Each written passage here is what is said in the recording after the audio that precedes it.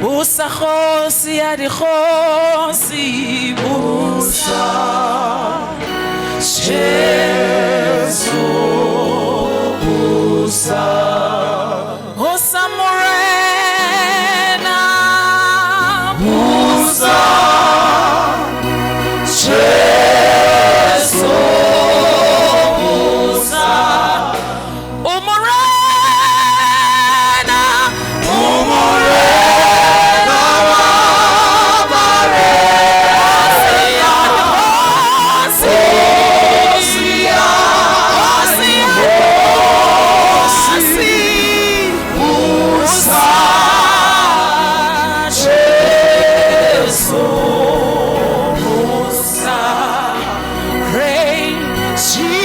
Jesus reign, reign Jesus, Jesus reign, King of kings, reign forever, reign, King of glory, Jesus reign. You are the King of Zion, King of Zion.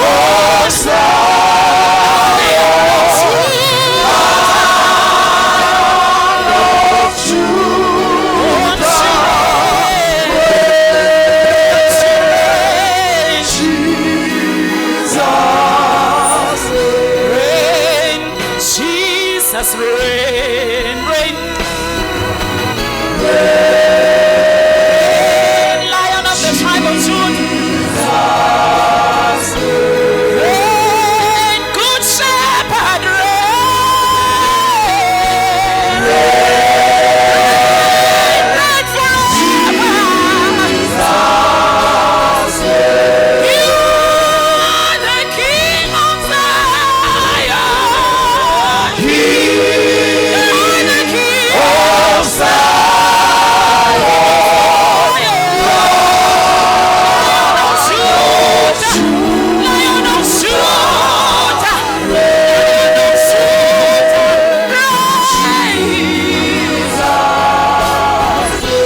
you are the King of Zion,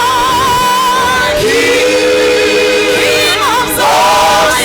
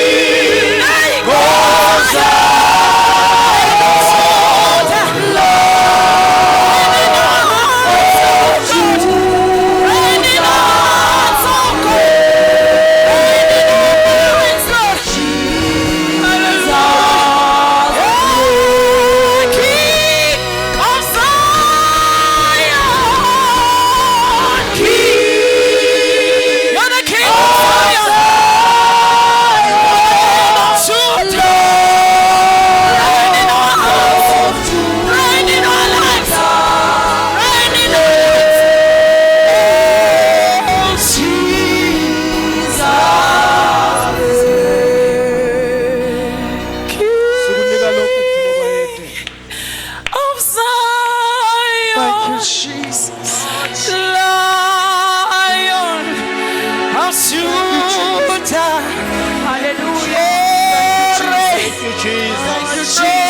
Jesus. Hallelujah. Thank you, Jesus. Hallelujah. Thank you, Jesus. Hallelujah. We adore you. We bless your holy name, Lord. We exalt your holy name, Jesus. There's no one like you, Holy Spirit, Lord. glorified this morning. Be exalted, Lord. Be exalted. Be exalted. You are the King of Kings. You are Jehovah Shalom. You are Jehovah Nisa. We exalt you, Lord. You alone are King. You alone are wonderful. Be glorified, There is Lord. none like you. Be magnified, Jesus. There is none like you. There is none like you. Glorify your holy name. Be glorified. Be glorified. Be glorified. Be glorified. Be glorified. Be glorified. Be glorified. Ugcwele, ugcwele wena wedwa uyababazeka. Be Thank you, exalted, Jesus.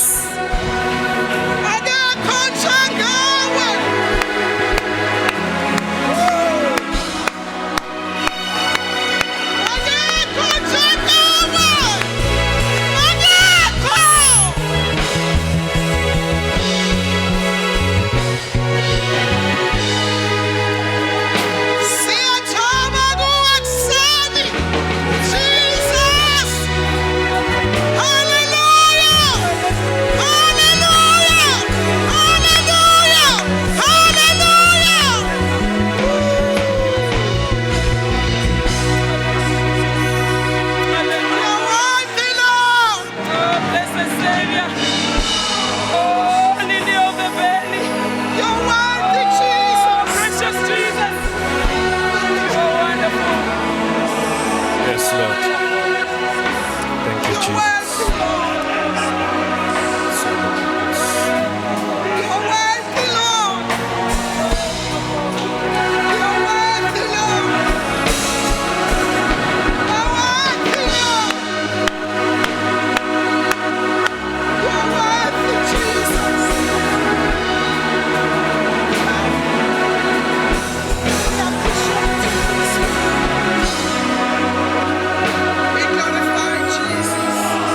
Thank you, Lord.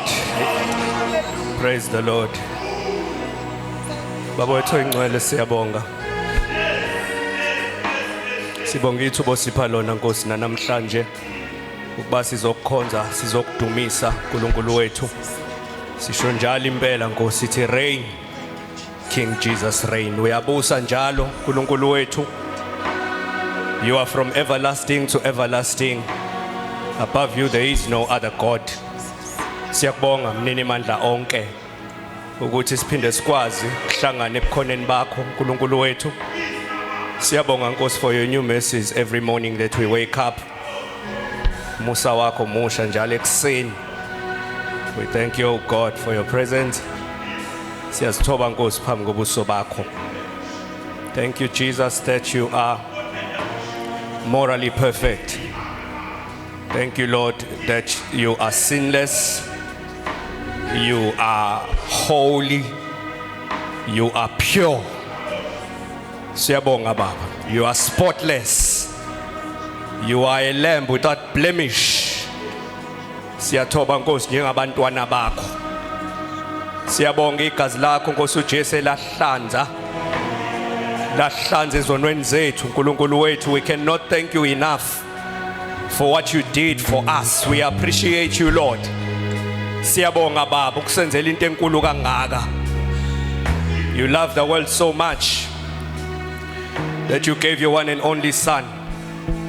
Ukuze thina masikholwa iyo nje singabhubhi kodwa sibe nokuphila okuphakade. Siyabonga Nkosi ukuthi akusekho ukulahlwa kwaba kuKristu. Siyabonga Nkosi ukuthi ukuphila kwethu kusentendeni yesandla sakho. Akekho namandla okuhlwitha esandleni sakho. Uthe Nkosi uJesu Baba okunikeze lezimvu umkhulu kunabo bonke. Akekho ongahlwitha esandleni sakhe. Siyabonga uNkulunkulu wethu. Ubungcwele siphe bona egameni lika Jesu Kristu waseNazaretha. Take all the glory, Father. I am only just a vessel. I surrender my all to you. Khuluma ngami Nkosi. I am your humble servant, Lord. Khuluma okuthandayo usakhe ngezwi lakho. But most of all sisiza ukuba siphile impilo engcwele njengebandla lakho. Egameni lika Jesu Kristu. Amen. Asimshayeleni izandla uJesu bazalwane.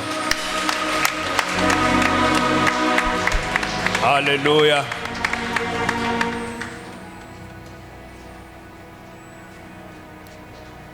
Ngokukhulu ukuzithoba angibingelele umfundisi uMbuyazi, mama umfundisi uMbuyazi, ubaba umfundisi uDladla, umama umfundisi uDladla, umfundisi uHlabisa. Welcome to the club. Asimpindeni ngezandla bazalwane. Lethizwe isivuno siningi kodwa izisebenzi zingcosana, so siyesithokoze kakhulu uNkulunkulu evusa izisebenzi ensimini. Inkosi engathi ngakuthwala mfundisi wami egameni lika Jesu. Ngibingelela umfundisi uNcube nomama umfundisi uNcube egameni lika Jesu. Ngibashayeleni izandla bazalwane. Amen. Worship team aphelele wazwadumisa kamnandi, siyabonga. Thank you so much. Worship team, thank you so much. Sibashayeleni izandla bazalwane. Ngibingelele ama-ushers babudlomo, ngiyakubingelela. Mapholo ngiyakubona. Ngiyabonga ukungenzela njalo. uNkulunkulu akubusise. Ngibingelela ibandla lonke nje egameni elihle lenkosi yethu Jesu Kristu. Amen. My flesh is weak but my spirit is strong. Ngike ngahlaseleka nje. Shuthi izimpi nje eincanyana during the week, angazi noma ngase ngidadazeliswa intshumayelo yini, kodwa ngavele ngashawa omunye umkhuhlane ngoLesibili. Ningibona nje nginje ningasho ukuthi umfundisi ushayo ubani manje usebuyelile nezintweni zakhe. Cha bekuyisilonda sisaphola nje isilonda somkhuhlane, but we thank the Lord ukuthi ivoice right manje. So thank you so much for the opportunity mfundisi that you have given to me ukuthi ngisizofundisana nje izwi likaNkulunkulu ngoba nami ngizofunda bazalwane. Ngisafunda nje, ngiyafunda kinina nonke. So it's not ukuthi ngazi konke, cha. Nama I am a learner. So I will try ukuthi ngisebenzise le tone mhlambe kuze kuyophela, maybe towards the end mhlambe inganyuka kancane, kodwa ngifisa nje ukuthi siyixoxele. So uma umuntu ozelayo makufundiswa I'm so sorry to hear that. Ukuthi wena uyazela makufundisa, kodwa ngiyacela singazeli because kubalekile ukuba silifunde izwi so that we will have understanding yezwi likaNkulunkulu. Kunomahluko between knowledge and understanding. Uyakwazi ukuthi uJesu wafela izono zami, kodwa mawune knowledge kuphela awenzi lutho ngalokho. In other words, impilo yakho impact kwi character ayibonakali because you only believe, but if you have understanding yezwi likaNkulunkulu, it helps you to practically live out the Bible. Uyakwazi ukuliphila. So inhloso ukuthi nje sisizana ukuthi kubonakala ukuthi ngumntwana kaNkulunkulu ngeke ngikukhulumayo nengikwenzayo. Praise the Lord. Umfundisi unginikezile, ngilinikeze umfundisi lelizwi. Ngiyabonga mfundisi because lingenze ngajula. Lingenze ngajula impela. Kubalekile ukuthi singayikheli phezulu masifundise, singanirobhi, kodwa ke sibambe khona empandeni. Ngicela sifundeni uLeviticus chapter 11 verse 44, sizofunda no 45.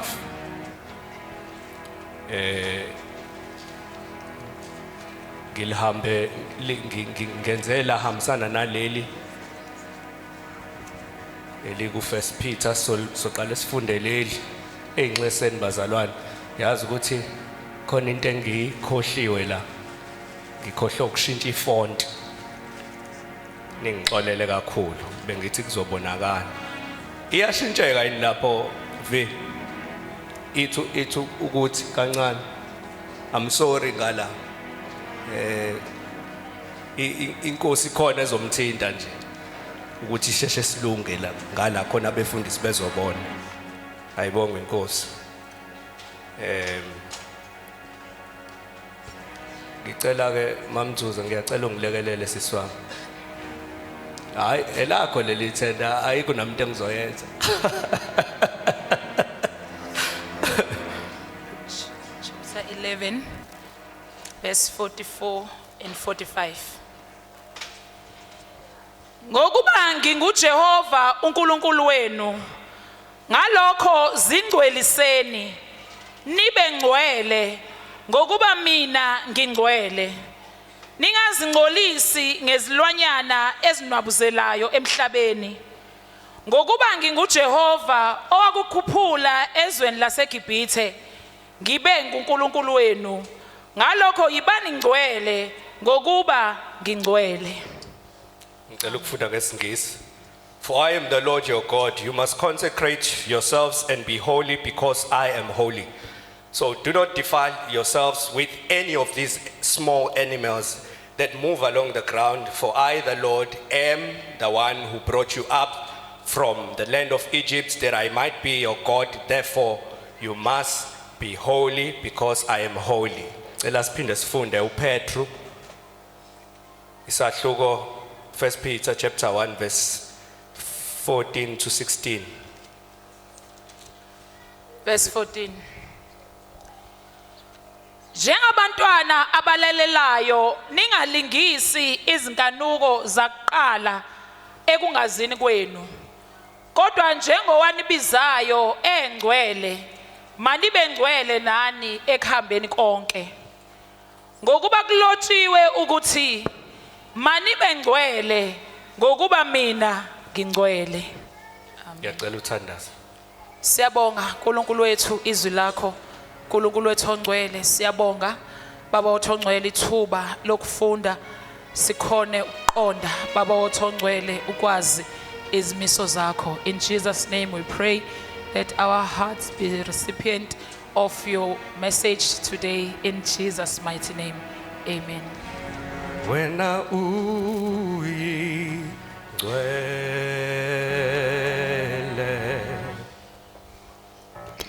oh, wena uyingcwele,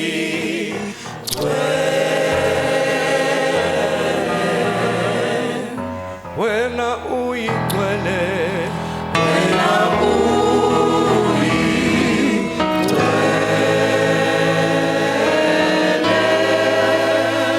akekho njengawe.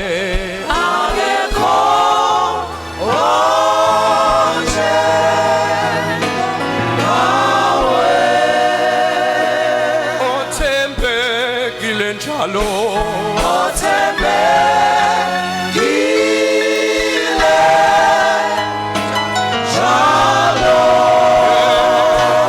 impilo yami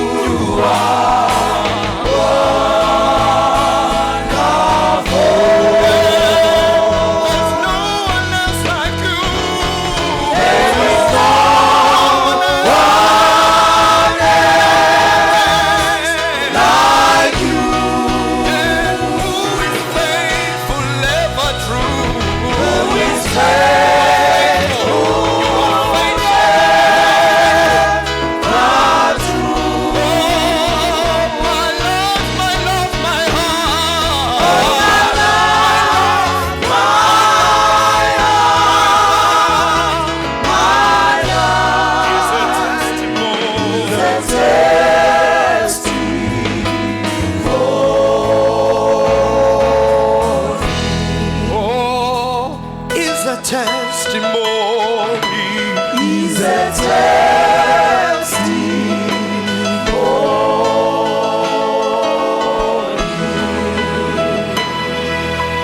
Asike sivuleni umlomo sibonga ubungcwele bakhe. Oh, Jesus. Open your mouth and just thank God that He is the holy God.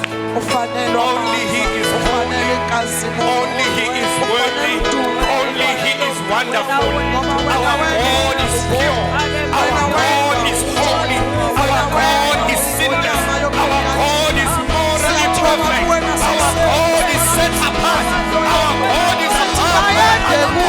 uNkulunkulu wethu ungcwele. Ungcwele, ungcwele, ungcwele. Ungcwele Jehova Sabaoth. Ungcwele Ndodana onke. Ungcwele isandla sethu Jesu. Ungcwele uNkulunkulu wethu ophilayo. Ungcwele Alpha. Ungcwele Omega. Ubani olinganiswa nawe? Who can be compared unto you? For you are a holy God. You are a holy God. We worship you, Father. In the name of Jesus. In the name of Jesus. uNkulunkulu esimkhonzayo ungcwele. Alibonge igama lenkosi. So God is calling us to holiness. God is calling us to live a holy life. God is calling us to reflect Him. God is calling us to be like Him in our conduct. God is calling us ukuthi sifane naye bazalwane. Impilo yethu ayifakaze bazalwane ukuthi singabakholwa. Impilo yethu akuvele ukuthi singabantwana bakaNkulunkulu, singasho ngomlomo kuphela, kodwa kuvele nakwi-character yethu, akuvele nakwindlela esenza ngayo. Alibonge igama lenkosi. Yila sibizelwe khona, thina sihlukile, thina sifani nezwe, thina singabangcwele. Alibonge igama lenkosi. Sifusa ubaba wethu. Glory to Jesus.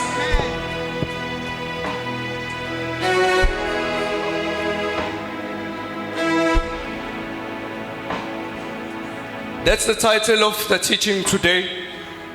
Living a holy life in the last days. Gizothi, even in the last days, God is still holy. Even in the last days, God still expects us as His children to live a holy life. Uma ngabe Daniel bakwazi ukuphila impilo engcwele beseva kwi-government yaseBabylon, izwe lingamazi uNkulunkulu, kodwa bayikhethela ukuthi thina we will live a holy life, yini ezohlula thina? Konke sikubonayo siyabona bazalwane ukuthi uTimothy, u2 Timothy chapter 3 mawukhuluma ngabadukisi bekhathi zokugcina noma abantu bentshuku zokugcina, uyabona ngempela ukuthi kuyiqiniso ukuthi most of the people are proud, bathanda izinto zezwe kunokuthanda uNkulunkulu. Ulithizwe bayopoluthana. They will be unloving. It's what we see when you watch the news. You see all of that, and ngampela usukubona ukuthi sisenzukwini zokugcina. But mina ngithi noma kunjalo, even noma ungakwi environment yabantu abangakholwa bonke emsebenzini, but you can still shine for the Lord lapho. Ungakukhulekela uthi akususe, ubani ozobakhayinsela? Ubani ozobakhayinsela masuthi hayi ngeke, hayi laba abekho right, khanya la ukhona. Alibonge igama lenkosi. I'm just going to give a little bit of a context kulamazwi esiwafundile.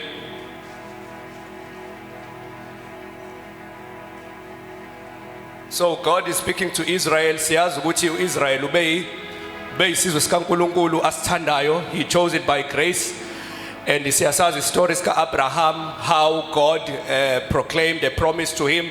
What he through your seed, nations will be blessed because of Abraham's disobedience. So uIsrael uyisizwe sikaNkulunkulu noma uyisizwe esihlukaniselwe uNkulunkulu. So uNkulunkulu before isikhathi esiphila kusona, the Bible says in John chapter 1 verse 17, lithi, the law came by Moses, but grace and truth came by Jesus Christ. So la ngifunda khona uLeviticus, it's still the dispensation of law noma isikhathi somthetho abantwana bakwaIsrayeli babenikezela umthetho. Imithetho ke yayu isiyonke kwi Torah.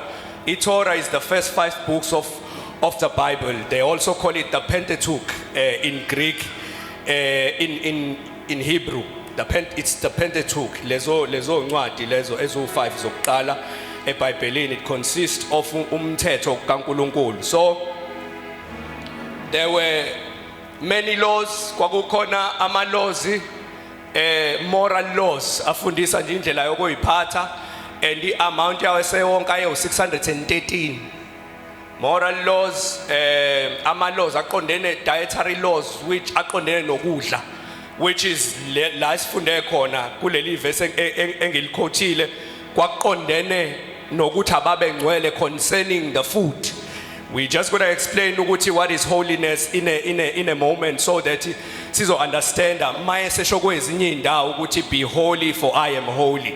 Kodwa uNkulunkulu, the law, angifisa ukugxila kakhulu bazalwane because isikhathi is limited, but ngelinye inganga so ithola umahluko between the Old Testament ne New Testament, nokuthi siphila kanjani in the New Testament, and how the Old Testament relates to the New Testament.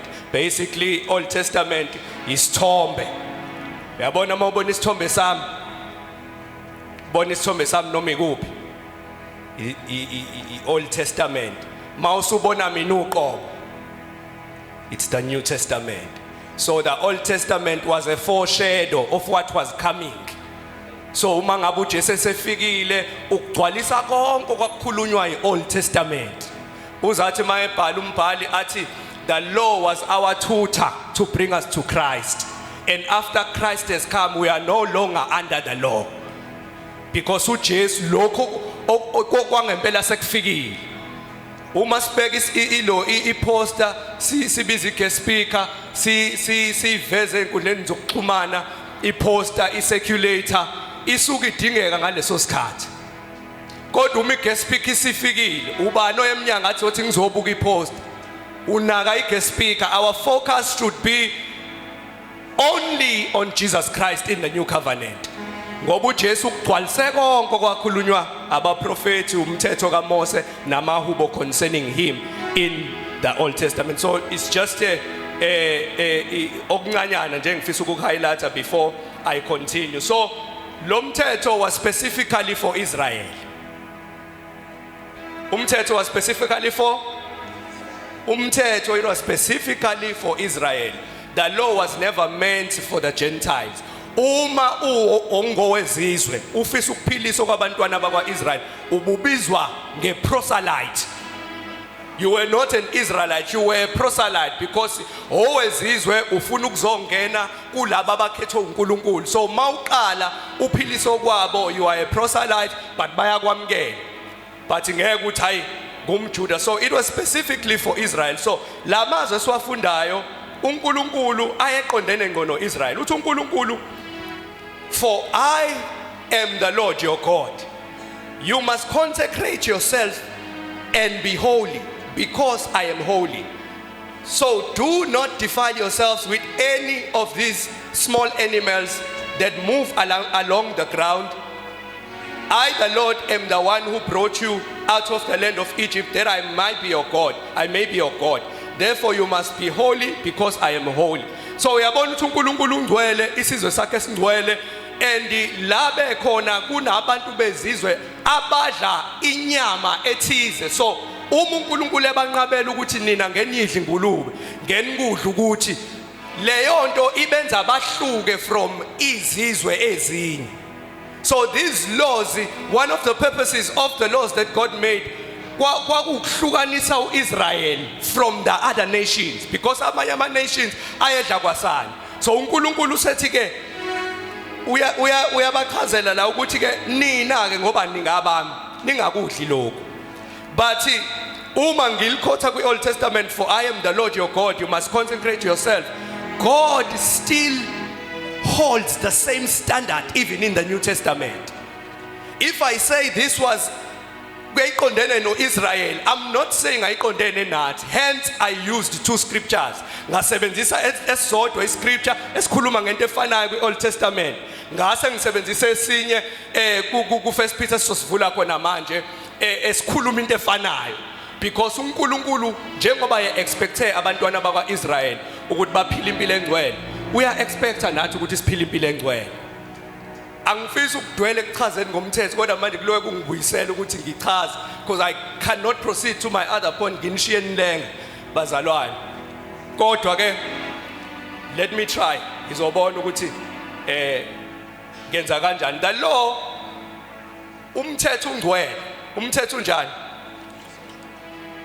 Umthetho muhle kodwa ukwazi ukwenza umuntu ukuthi abe ngcwele.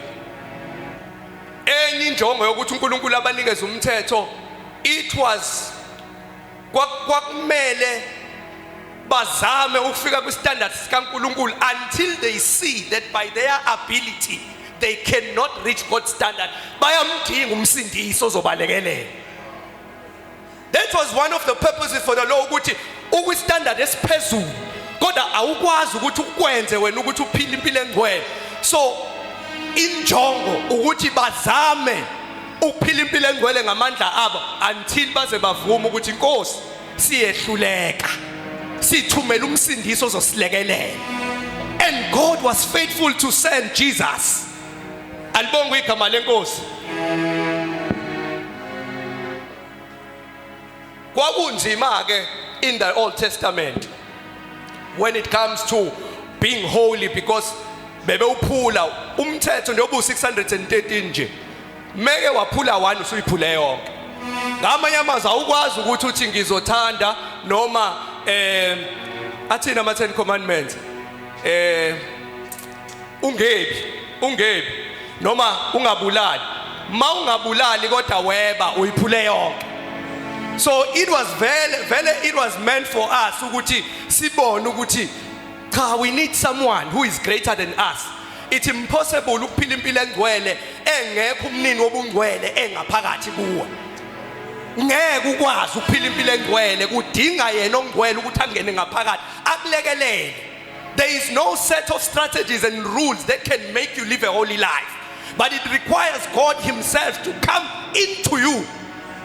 And then uzokulekelela ukuthi uphile impilo engcwele. According to Israel, mawufunda incwadi kaLeviticus angiyibhalanga so ungabeka kanje ayikho inkinga. Verse 16, it speaks about a day of atonement.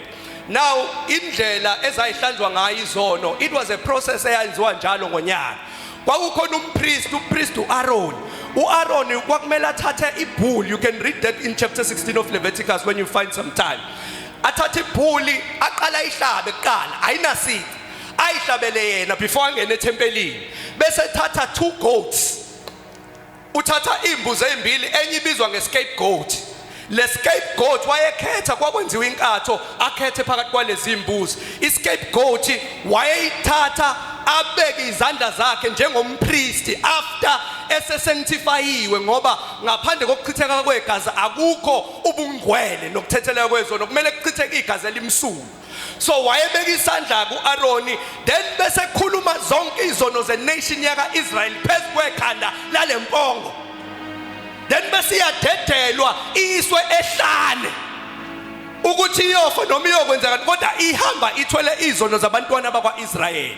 But that was a process that was done every year. So kwakuyimhlatshelo eyayenziwa njalo up until God washo wathi ngisuthile ngemnikelo yenu isinginukela kabi isiyesenengiso. But they always did that. Praise the Lord. Uyabona ukuthi babe kwakugcina obungakanani zaphela ilwane abantu njalo they are trying. Because if you try to live a holy life, you need a sacrifice. And it has to be a blameless lamb. And you know who was the blameless lamb. Balibonga igama lenkosi. Kukhona iwundlu elahlatshwe emaphakadeni. Athi uJohn mayembona kuJohn chapter 1:29 athi bheka nanti iwundlu likaNkulunkulu elisusa izono zethwe. Impongo yayimboza izono zabo. That is why kwakudingeka enye sacrifice the next the following year. Kodwa uJesu mayefika bazalwane. Oh my God. When Jesus comes bazalwane, his blood is so pure. His blood is so holy. His blood is so precious. He does not cover, but he removes. He takes away the sin of the world. The blood of Jesus is too powerful. The blood of Jesus cannot be compared with the blood of goat. The blood of Jesus cannot be compared with the blood of the lambs. Igazi lika Jesu linamandla kakhulu bazalwane. Singeyibukele phansi indaba yensindiso bazalwane. Because I want us to realize what Christ has done for us and how Christ has made it possible for us as a church to live a holy life. Alibonge igama lenkosi. Hallelujah. We will live a holy life even in the last days. But it calls for us to have the understanding ukuthi kwenzeka kanjani. Ngicela ukuchaza uconsecrate because it's important to understand the meaning of the word, because once isageja meaning yegama we won't be able to apply it correctly. Verse.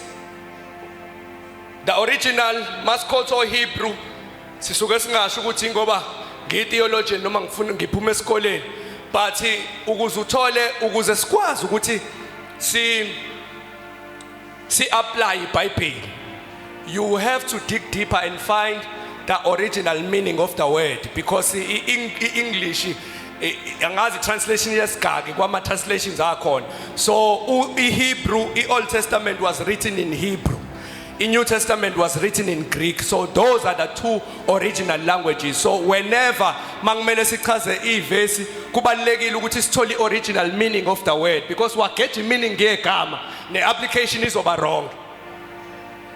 Once waget ukuthi ichaza ukuthini ne application ingaba powerful mawuyisho kodwa izobe wrong.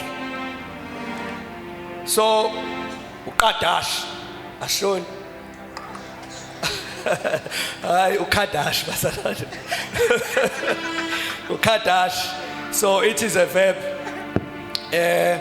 ucisha ufane no holy no holy ucisha ufane because holy is kadosh because adjective holy is kadosh consecrate is kadash ngoba ukutshela ukuthi yenza something.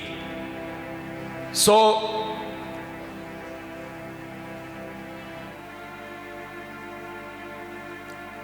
inkosi ngilekelele ngiyazama ukufinga abazalwane.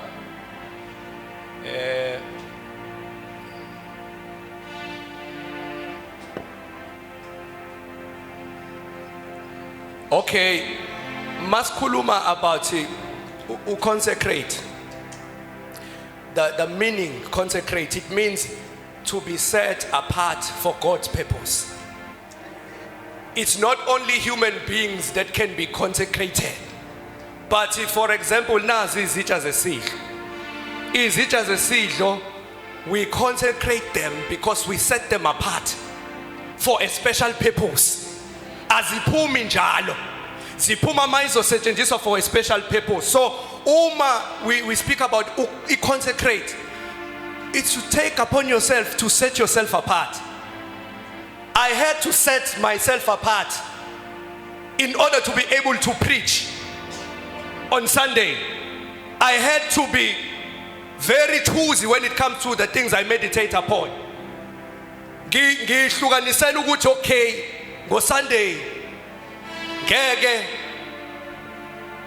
for instance, a secular music anginankinga nomculo nje wezwe, kodwa if I am to minister, I have to set myself apart to say in my mind, in my phone ngizodownload iworship engikubukayo in the television, it will be about Christ. Uyabona ukuthi you are taking an action ukuthi uyihlukanisele for a special purpose, because mangayihlukanisi ngizogcwala indaba zabantu. You will be hungry for the word and mina ngibhizi ngikhuluma ngendaba zabantu. Why? I did not consecrate, I did not set myself apart. Ngahlala noNkulunkulu. So Masikhuluma ngeconsecration, ukuzahlukanisela is to set yourself apart. To set someone or something apart for a special service. Njoba tengichaza ngezitsha lezi na kwakho unazi izitsha ezi-consecrated. Yabona lezo zoyikhipha ngoKhisimusi. Zi-consecrated lezo zitsha because they are set apart. Zizokhishwa mase izosetshenziselwa ipurpose ethize. That's what it means to be consecrated. You are set apart to be used for a special purpose. Umuntu set apart does not engage kunoma yini. Kufana namasosha, I don't know if it's Timothy okhuluma ngesosha ukuthi isosha I'll engage in the affairs of this life. Lizokhohlwa i-assignment. So that's the meaning of consecrate. You can also say to be made holy. To consecrate no sanctify is the same thing. Dedicate or set apart. Right. Let's continue. Now, Peter is quoting the very same words. You remember the Old Testament is a foreshadow, and then the New Testament.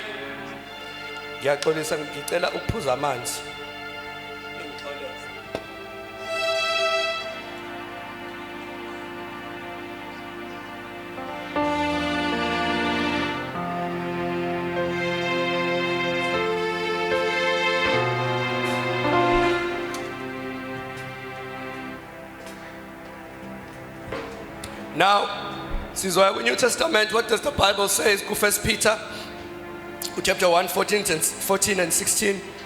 As obedient children, do not conform yourselves to the former lust, as in your ignorance.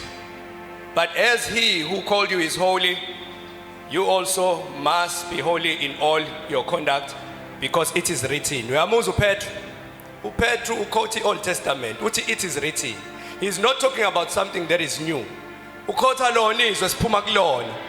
Ukuthi njengoba kade ngisho ukuthi uNkulunkulu njengoba commanda holiness in the Old Testament, he still commands holiness today, because holiness is who he is. And if we live a holy life, kuyamthokozisa because isifana naye. Impilo engcwele inzima if you will attempt to live it by your own strength. You will never achieve it. You will never live a holy life. The word holy, Hebrew kadosh njoba ngichazile, it describes someone or something that is sacred or set apart. Let us continue. Now we come to the real deal. Bengisayikhulumela nje. You are sitting there and you are asking yourself, so now I hear that God is holy and he wants us to be holy. Maybe your question iti, ngiyiphila kanjani impilo engcwele? Emsebenzini ngoba ngizithola sengiphawula nami kuyizinto engingahlangene nazo. Ngenza kanjani ukuthi ngikwazi ukuthula mase kukhulunywa into ephambene noNkulunkulu, noma mase kudecide ukuthi kumele senze into ephambene nentando kaNkulunkulu? How do I live a holy life in these last days? Number one, I'm giving you indlela yokuphila impilo engcwele. Number one, believe that God through Christ has already made you holy. Okokuqala ukuze uphile impilo engcwele ngeke uyiphile impilo engcwele ungakholwa ukuthi ungcwele. But ubungcwele bakho awubusebenzelanga. So number one, believe that God through Christ has already made you holy. Kholwa ukuthi uNkulunkulu usekwenzile wangcwele. Now lokho angikuthatheli nje ekhaya. Let us read the Bible in Colossians chapter 1 verse 21 to 23. What does the Bible say there?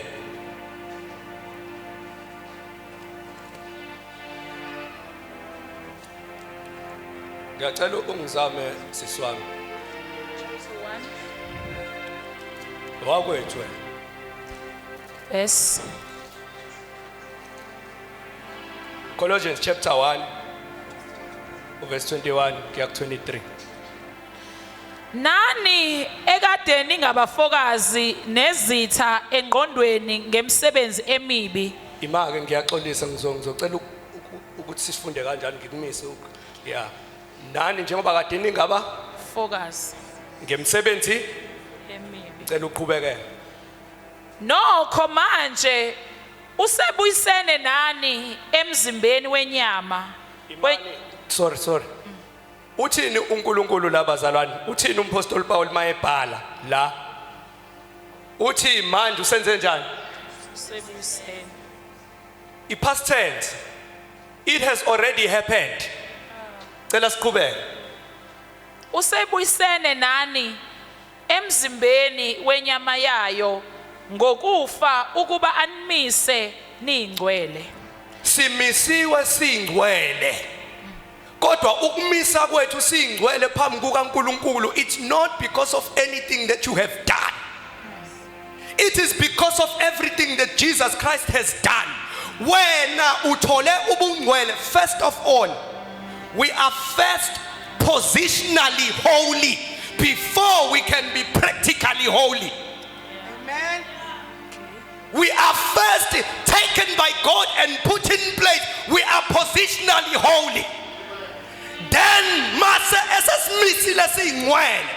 then he expects us to live a holy life. Amen. uNkulunkulu does not command you something he has not empowered you to do. He first empowers you to be holy, then he commands you to be holy. Amen. That's how loving our God is. Akaqeli ukuthi wenze into angakunikezanga amandla ukuthi uyenze. Amen. Uqala kunikeza amandla ukuthi uphile ubungcwele, then he commands you to live righteously. That is why ungenayo excuse yokungayiphila impilo engcwele. Uma kade ubuyingabazi uthi mina ngikho ngcwele, namhlanje kuyeke lokho, change the language. Amen. Believe that God has made you holy because it is Christ who died for you. uJesu owafela izono zakho wakumisa ungcwele. Wathi ngimisiwe ngingcwele phambi kukaNkulunkulu. Is it because of your effort? Is it because of your works? No. But by grace God sent forth Jesus Christ to die in our place. Usimisile singcwele. So ngeke uyiphile impilo engcwele ungakholwa ukuthi ungcwele. One of the reasons why kunzima abantu ukuthi baphile impilo engcwele, they don't believe that they have been made holy, because they think holiness into engizenzela ngamandla ami. They don't want to accept ukuthi I cannot be holy by my own power. It is only my faith in Jesus Christ that helps me to stand before God. Kingenaso isihla. Alibonga igama lenkosi. So cela sale sesiliqedela. Ningenasisihla nacala phambi kwakhe. Uma kambe nihlala ekukholweni, nisekeliwe nigxilile, ningagudluzwa ethembeni levangeli enalizwayo. Uyayizwa ukuthi indaba ilaphi? Amen. Uma ningagudluzwa ethembeni levangeli, akukho la kukho namandla la. La umisa ungcwele ngenxa ye content of the message that you receive. What is that content? 1 Corinthians 15 verse 1 to 4. Lithi maliqhubeka uJesu uthi nginika okokuqala uJesu wafa efela izono zenu, wembelwa uNkulunkulu wamvusa kwabafileyo. If you hold on to the message of the gospel, ukuthi uJesu died for my sins, therefore I won't have to suffer for my sins, because mawungakholwa ukuthi uJesu wasifela zonke izono zakho. Because ikhona nalento yokukholwa ukuthi mawuze insindisweni uJesu died for your past sins and he did not cover lezi ohluleka ngazo manje nalezo osazohluleka ngazo. You know, if you don't believe that Jesus covered lezo zono, when you die, I'm sorry to say this, but abantu abazobhubha bayesihokweni bazobhubha ngenxa ye-unbelief. Bazobhujiswa ukurejecta umsebenzi ophelele kaJesu. If you don't believe that all your sins are forgiven, like all your sins, you will suffer for those okholwa ukuthi azithethelele. That's just the truth of the message of the Bible. Now, another question would say, if we preach that message, sizothi, won't that make people live anyhow? That is not the nature of grace. Umusa uJesu mayekhuluma noSimiyoni kukhona owesifazane owawasha inyawo zakhe ngenyembezi wamsula ngenwele. Uthi uJesu menzela umzekelo. Uthi Simon, uthi bekukhona umuntu okweleta u500. Uthi omunye ukweleta u50 rand. Uthi uma lo abamkweletayo ebenzela umusa athi ningabe nisakho. Uthi ubani oyomthanda kakhulu lo othethelelwa izono zakhe. Useyaphendula uSimiyoni uthi yilo bekweleta kakhulu.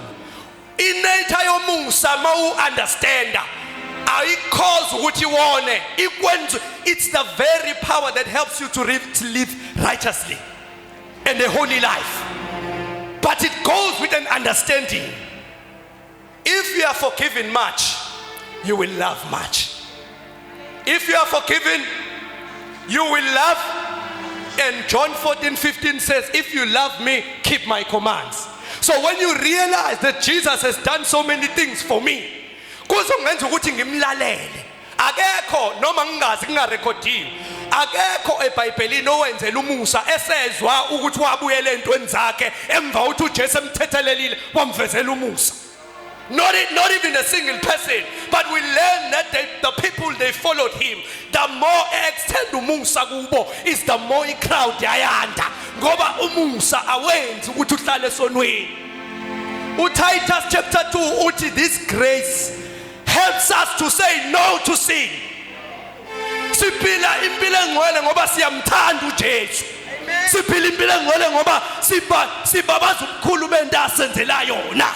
Bengenawo amandla okuphila impilo engcwele kodwa Jesu wangifela. How can I live in sin again? If you understand the depth of the love of God and the grace of God, awuveza ngendodana yakhe. Kunembuzo ongeke uyibuze. You can't ask ukuthi kurong ngani ukuthi. You desire to live righteously because of what Jesus did. We have a relationship with God, a loving relationship.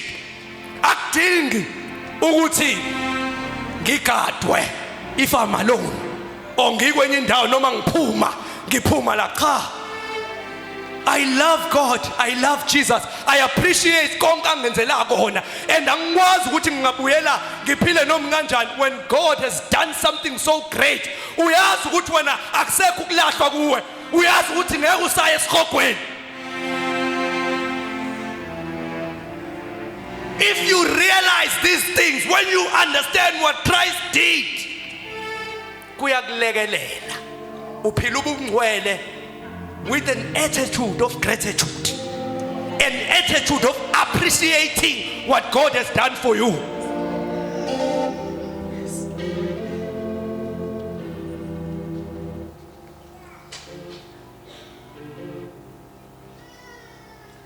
Ningixolele mawukuthi angisawaqedanga lama note, but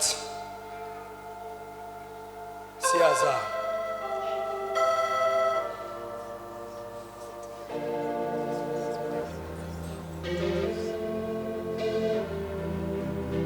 So, how do I live a holy life? Believe that God, through Christ, has made you holy. 1 Peter chapter 2, you are a chosen generation. It doesn't say you will be. You are already chosen. God loves you. You are a royal priesthood. Upristi bobukhosi. Uyazi ukuthi uNkulunkulu ukuthanda kangakanani. Only if you knew ukuthi uNkulunkulu akafuni kangakanani ngawe, then ngeke kuze kube nzima to live a holy life. We are holy. Ungawubhala 1 Peter chapter 2 verse 9, no, Hebrews 10 verse 10. Hebrews 10 verse 10 uthi nge NLT, for God's will was for us to be made holy by the sacrifice of the body of Jesus Christ once for all time. Uma uJesu elenge esiphambanweni, you were declared holy. It came as a gift. You are holy in your identity before we see you behaving holy. Omunye angabuza ukuthi kwenzeka kanjani lokho ukuthi kube igift noma ube ngcwele ungakaqala ukuphila ubungcwele. Then I will ask a question like one of the pastors asked. How was Jesus made sin without committing any sin? Usekwasibuza lo mbuzo.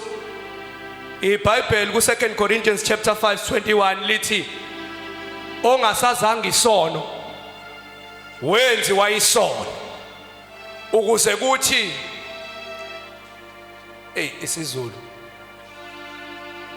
for he made him who knew no sin to be sin for us, so that we might become the righteousness of God in him. Ongasazanga isono wamenza isono, cela ningiqhubekele kahle nungidayisa. Ongasazanga isono wamenza isono ukuze senziwe ukulunga kukaKristu. So Jesus, the same way that Jesus was made sin even before committing any sin. Why nesono uJesu? Kodwa wenziwa, uyayikhumbula iscapegoat engikhulume ngayo ukuthi uAaron wayenzani? Zonke izono zaba-Israyeli wayithululela kwimpongo le. Zonke izono zezwe zathululwa kuJesu. All the sin of the world was poured on Jesus. That is why ungeke usasafarisha ongeke usal experience ulaka likaNkulunkulu ngoba ulaka likaNkulunkulu walithulula kuJesu. Izono zakhe zathululwa kuJesu. So positionally you are holy before sibe practical. Because if you are not holy positionally, it's impossible to live a holy life. Into zobuyiphila lapho is what we call, according to Isaiah 64 verse 6, your righteousness are like filthy rags. Ubungcwele bokuzakhela okungekho founded in Christ. Asiqhubeke.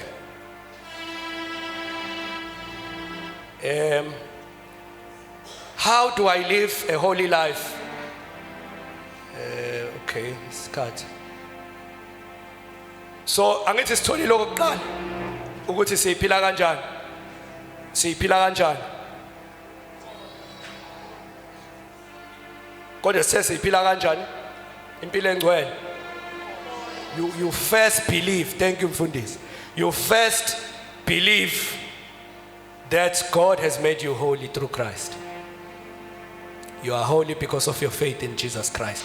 Thina masimi phambi kukaNkulunkulu asimi simbethe ukulunga kwethu. But we stand before God clothed with the garments of Christ's righteousness.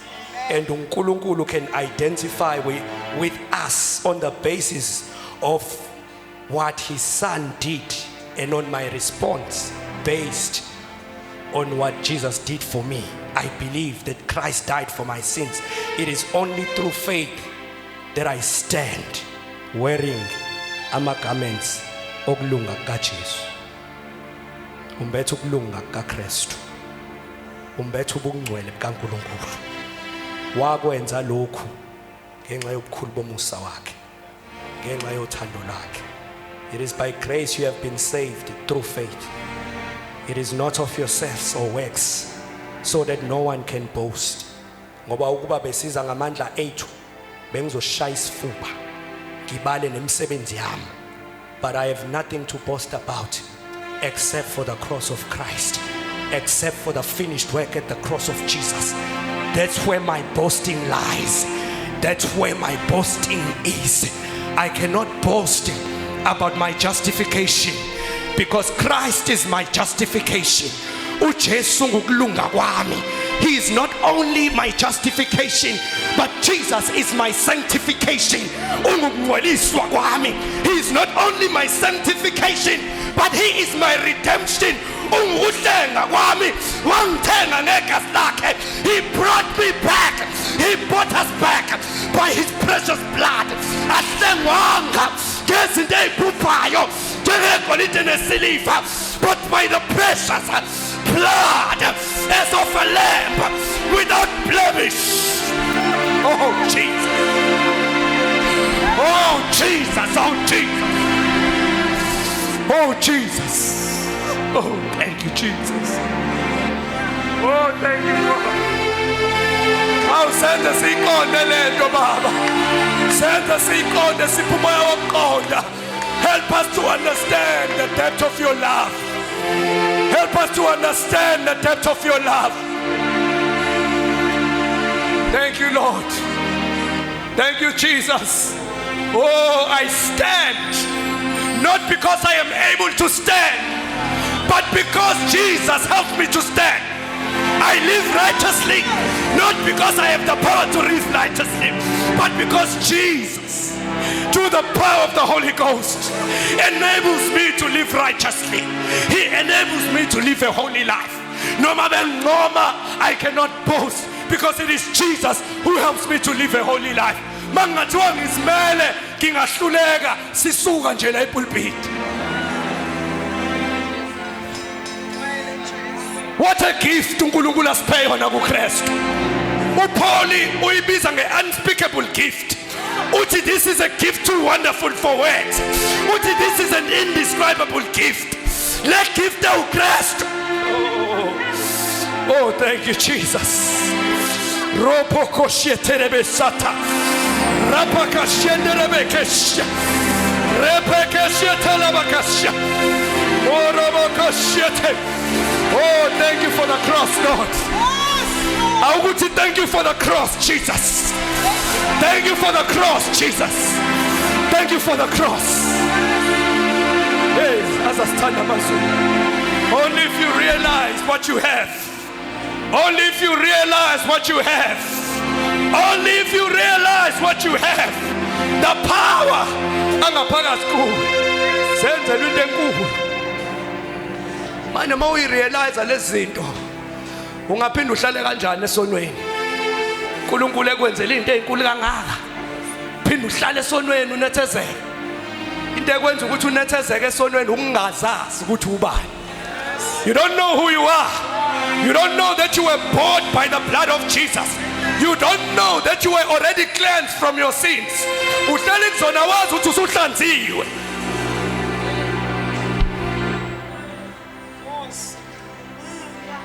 Thank you, Lord. Thank you, Jesus.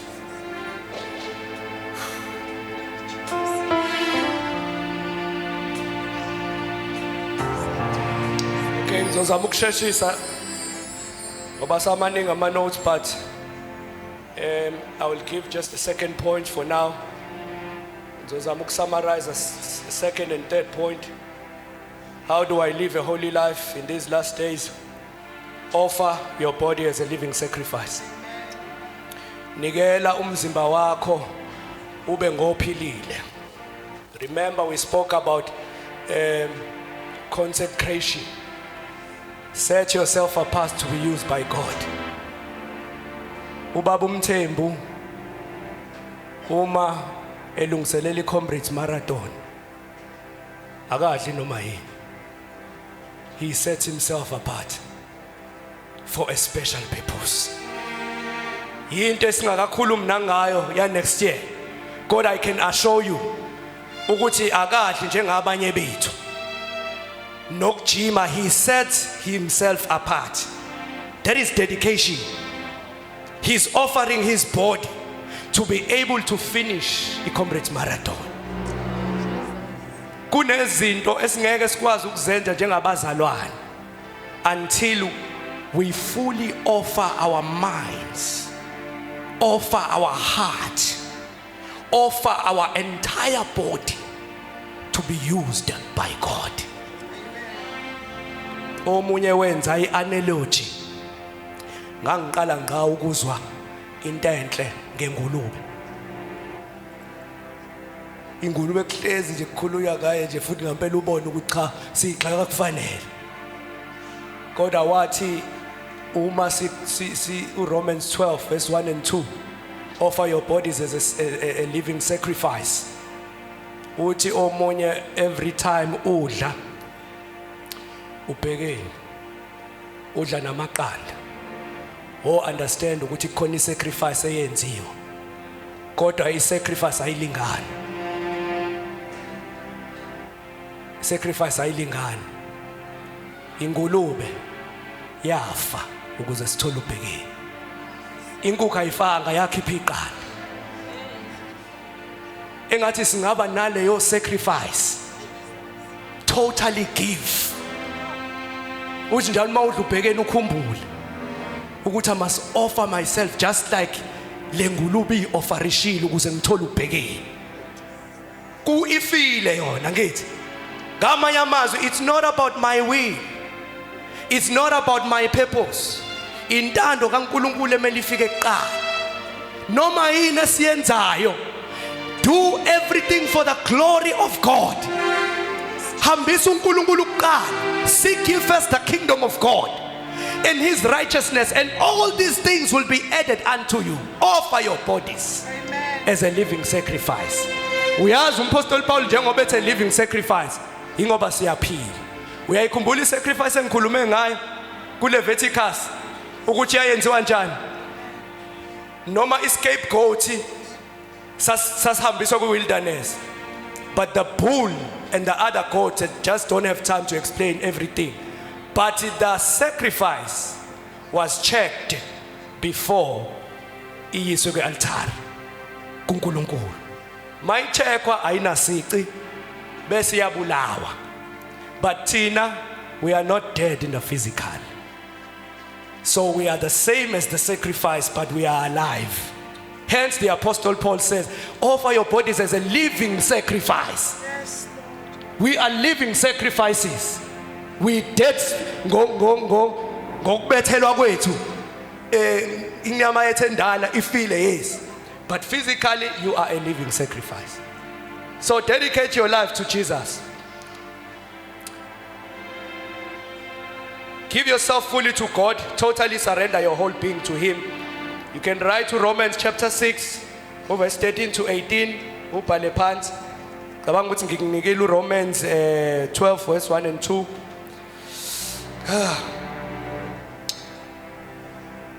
in order to offer your bodies check your meditation Philippians chapter 4 verse 8 no Psalm 119 verse 11 to David ngiyakulonda izwi lakhe enhlizweni yami ukuze ngingoni uPaul ku Philippians chapter 4 verse 8 uthi konke okuhle uthi konke okuhloniphekayo uthi konke okumhlophe uthi konke okutusekayo whatever is lovely whatever is noble uthi meditate on such things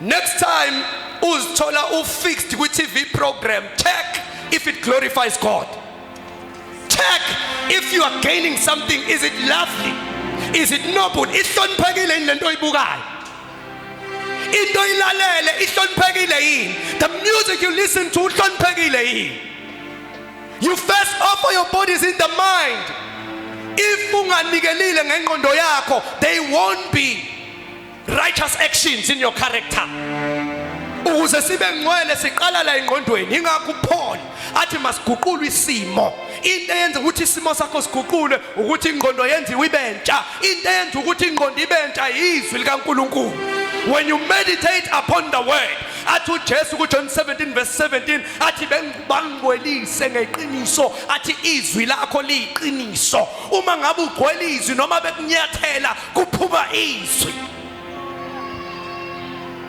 because you have offered you have surrendered so your meditation is Jesus the music is Jesus the programs is Jesus the conversations is Jesus my conversation ehlala kuwo sheshe uyibalekele, consecrate yourself, set yourself apart. Ukuba kuma groups wenjalo kukhulunywa ngamagama abantu osheshe uyibalekele leyo. Oyibheka into ekungcolisayo nje nawe ukuthi njalo mangiza la sikhuluma ngamagama abantu, njalo mangiza la uyabalisa lo mzalwane, njalo mangiza la. Consecrate yourself so that you may be useful to God, so that mawusu ihlukanisile wa meditate ngezwi uzokwazi ukuphendula. Lithi iBhayibheli ahlale singabalungela ukubaphendula abasibuza izathu sethembele kithi. Always be ready to answer those who ask you why you are born again, why you are saved. Yini kurong ngani ungcono ngani wena osindisiwe. Give yourself fully to God, surrender by meditating in His Word. Kulo 10 minutes, I think I can just quickly move on to the last point. So believe that God has made you holy. Number 2, how do I live a holy life? Offer your body as a living sacrifice. Give yourself fully to God, totally surrendering your whole being. Ngike ngayenza example ngathi uma ukwazi to consecrate yourself, ulungiselele 90 minutes of a football match, uyihlukanisile kodwa purpose ibhola ngiyalithanda nami. If you are able ukuthi uthathe isikhathi ubuke something ongeke ugain kangaka ngayo, imagine when you take your time to spend with the Lord Jesus Christ, ukuthi uzoba umzalwane ofruitful kangakanani.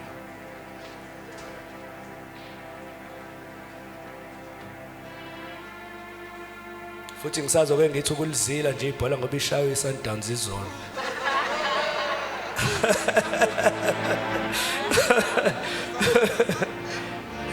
Hayi ngiyadlala bazalwane. Into engijabulisile nje igoli lambukazi. Aphelele. The last point bazalwane. Ngiyafisa bazalwane this mfundisi uHlabisi, you will be familiar with the third point because safunda noma kukhona okunye ngikuedile, but when you did hermeneutics mamngiba uzokhumbula lapha kuopinion ngesikhathi sifunda ngesifundo esibizwa ngehermeneutics. Hermeneutics is the science of interpretation. So you are taught there how to correctly interpret the Bible. So ngayithanda ke enye yendlela esasifundiswa ngayo. It's very simple. I hope ngizoyichaza ngendlela kodwa mawuyithathe serious izokulekelela. Abanye kwi-youth ngisengayishare before, mina iyangisiza nje kakhulu, iyangilekelela kakhulu. Sometimes this formula is used also in business. So number 3, how to live a holy life in these last days. Use SMART goals to practically apply the Bible to your daily life.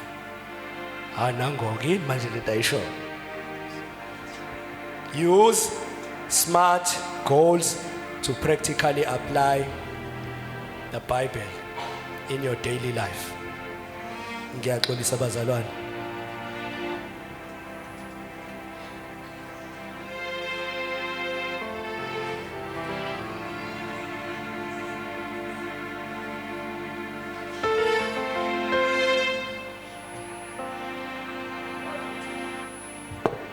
Angiyiphathanga into yokusula ngoba bengithi hayi namhlanje ngiyathembisa ngeke ngijuluke. Bengayimisele nje ukuthi ngijuluke. So kuyabonakala la. So ke sesiyayivala ke manje. Sengishumayelile ngafundisa about holiness, God is holy, how to become holy. Now we are trying to find a way ukuthi lento singayenza kanjani ukuthi yenzeke ngempela. Ngoba ukuthi bangcwele ngiyazi ukuthi mase siphuma nje kuzoba ukuthi how what a great. Thank you so much. God bless you. Ngiyabonga.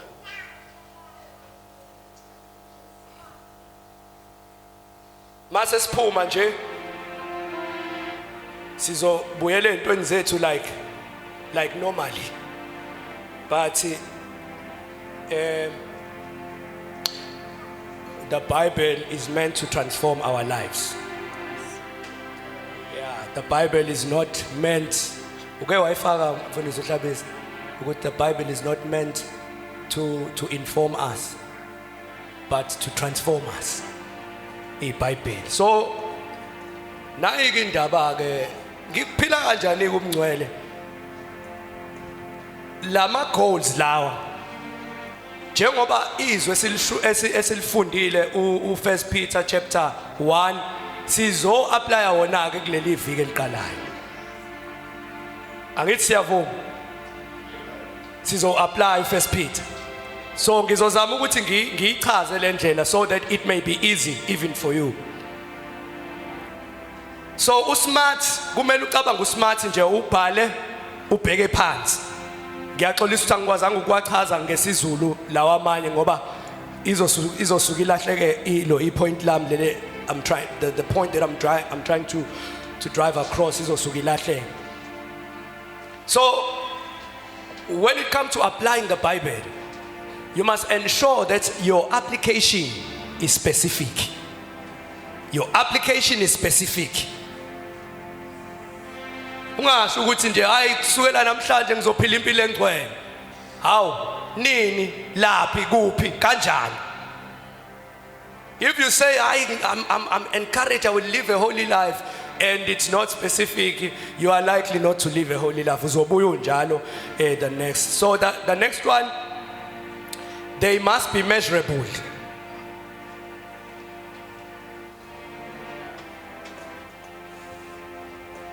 They have to have a time frame. They have to have a time frame. They must be achievable. Ungasho into owazi kahle ukuthi ngeke uzuyenza. Njengokuthi nje mhlawumbe masiphuma kancane kwiholiness. Ngicabanga nje an example uthi nje next month ngizonikela ngomholo wami wonke.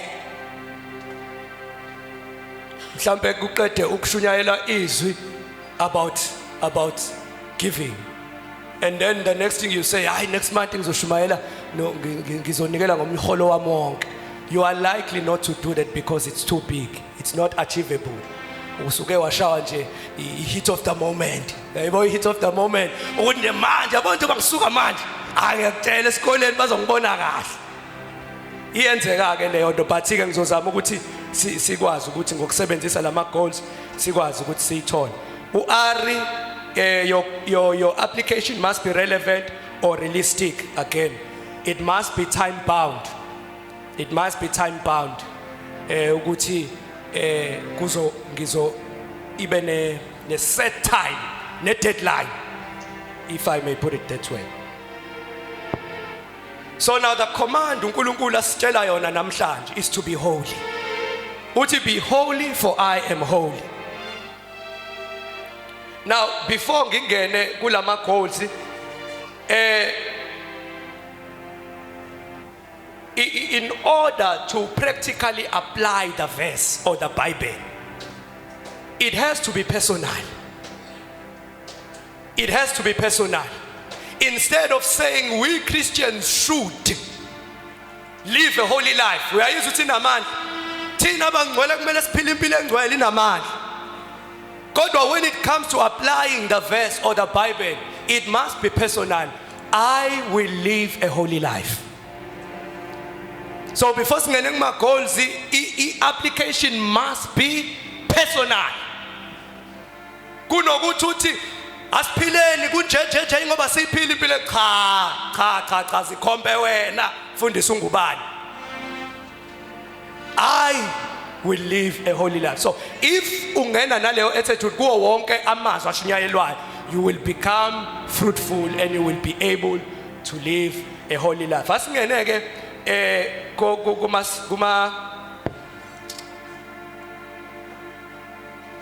okay, instead of saying Christians should, rather say I will live a holy life. Right. Nani nizongilekelela ke bazalwane. angithi manje sifuna ukuba practical. Omunye ngathi I need to be holy. Is that true? Is that personal? Tangiyabuza, I need to be holy. Is it personal? Yes, it is personal. Asingeneni kuma goals.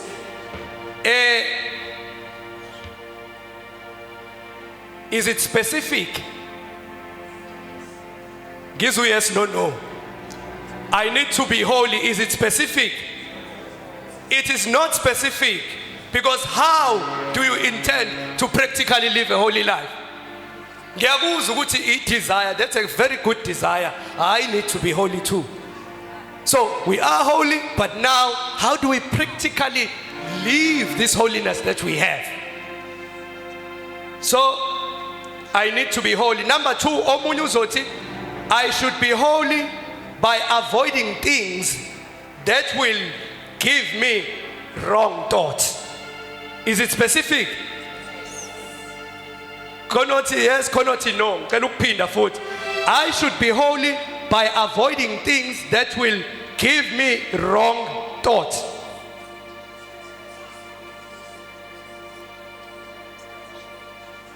Is it achievable? It's achievable. Ingenzeka lento ukuthi ngiavoid izinto ezingenza ukuthi ngicabange into ewrong. It's relevant? Yes, it is relevant.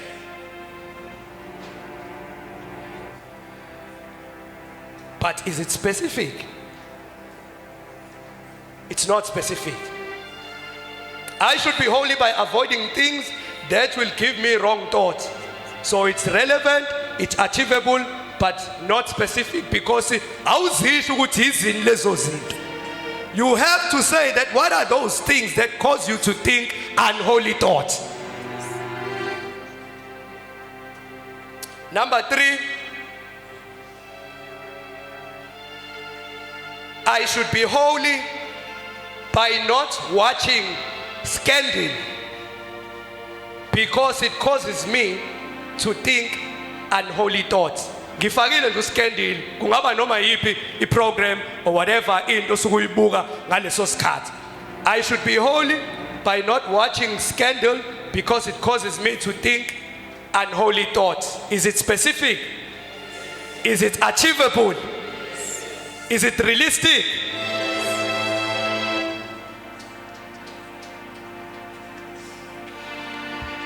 Is it measurable? Inayo any time frame ukuthi ngizokwenza nini lo?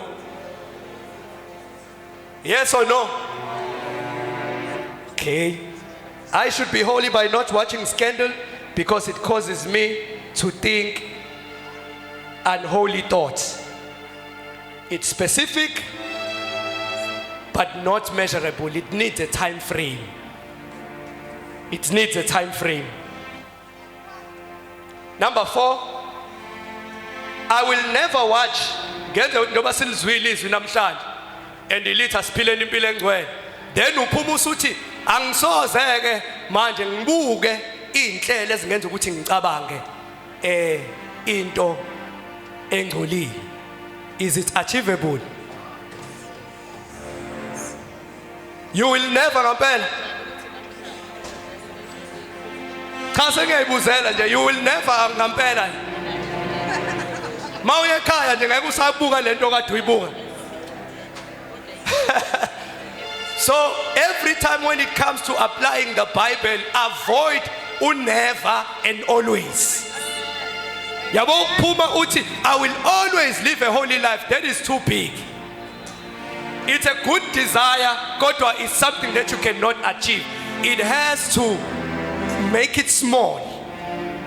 Make it small so that uzokwazi ukuthi uyenze leyo nto. Ma ukuthi uthi I will always live a holy life, ngiyakutshela masiphuma nje lo ucikile last week emsebenzini uyomgiva kusasa. Kodwa kadusho ukuthi I will always live a holy life. Akikusho wena. So you must avoid always when you apply izwi, no never.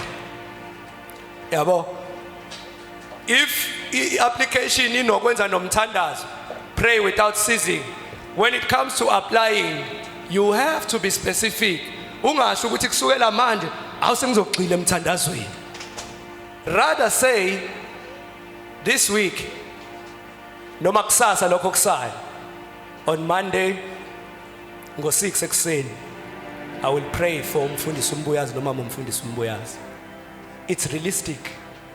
It is achievable. It is measurable. It is relevant. Yinto ozokwazi ukuyenza. So ungafuni igoli engako wazi kahle ukuthi ngeke start small. Start small. Uzobona ukuhamba kwesikhathi kuzokwenzeka nje. Ungakhathazeki. Ungakhathazeki kuzokwenza uzogcina usujwayele. So think small. Lastly, number 5 sengivala.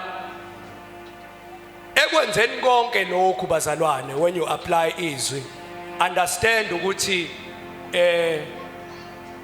uNkulunkulu osilekelelayo. So it's better that when you apply this word, uqale ngokuthi by God's grace. Ngoba sisizwa umusa wakhe ukuthi silenze izwi, because we don't want to go back to irreligion. Engazi ukuthi ngikufundisa ukuthi ugcine a set of laws. Ma ukuthi ubuthe uzokhuleka ngo-6, irreligion yenza ukuthi ufeel guilty. Ma ungakhulekanga ngo-6 because you have set yourself ama rules. Kanti manje we are led by the Spirit of God. We apply lovingly. So okay, you start by God's grace. Asishon, okay, sorry. By God's grace, I will not watch scandal this week because this TV program causes me to think unholy thoughts. Is this specific? Is this measurable? This week, measurable. This is what you are going to do this week. I literally mean this week as a Lord. When angithi uNkulunkulu uyakhuluma uthi siphile impilo engcwele. So it's something that we have to do this beginning week. I don't know ukuthi yini lekuphazamisa ekwenza ukuthi ungayiphili impilo engcwele wena oyaziyo. So you can apply these goals and then izokwazi ukuthi iphumelele indaba yakho ukuthi uligcine izwi lakho. Is it specific? Is it achievable? Yes, it's achievable. Is it realistic? Yes, it's realistic. Is it time bound? You can even make it more specific ngokuthi ufake isikhathi. God, I don't want you ukuthi mawusu make wenzeka washiya leso sikhathi bese ufila guilt. Cha. God ungasifaka isikhathi. You can specify. So njalo mas apply iBhayibheli bazalwane, always remember usmart.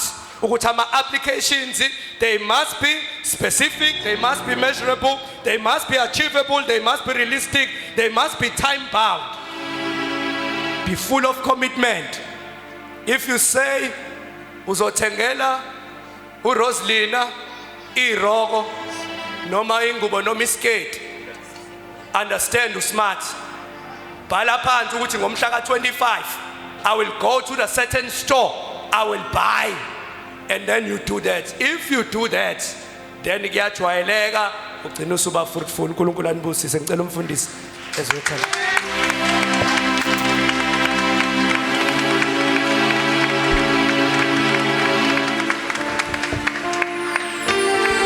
Thank you, Tisha. Sisho njalo bazalwane. Sibonga ubani bazalwane. Ake ngibona bathi sifundile. Hallelujah. Bazalwane sifundile yonke into isobala. Asikwenzi ngamandla ethu senziwe already. Okwethu ukukhipha lokho esenziwe saba yikona sikufake practical. Okuyinqumela wena. Vele the power has been given to you originally. Ujesu kwenzile lokho bazalwane. Siyambonga uNkulunkulu. Obana bathi sizoqala practice. lento kithi bazalwane mayikuwe go and practice cela sikhuleke sime ngenyawo sikhuleke sonke simnxusa uNkulunkulu asisize bazalwane siphile impilo engcwele baba egameni lika Jesu Kristu waseNazaretha siyabonga ngenceku yakho uNkulunkulu wethu ongcwele oyisebenzisile namhlanje baba namandla okusifundisa silibandla lakho osibizela ukuba siphile impilo engcwele ukuba impilo engcwele kumele siphile kanjani usenzile baba sabangcwele siyathandaza nalibandla lakho uNkulunkulu wethu ongcwele silekelele baba by the power of the Holy Spirit ukuthi siphile impilo engcwele imihla yonke yokuphila kwethu ukuze baba sifane nawe ngoba wena baba uyingcwele ngakho nathi kumele sibe ngcwele baba sikunikeza udumo ngegama lika Jesu Kristu inkosi yethu amen siphinde simshayele izandla uNkulunkulu bazalwane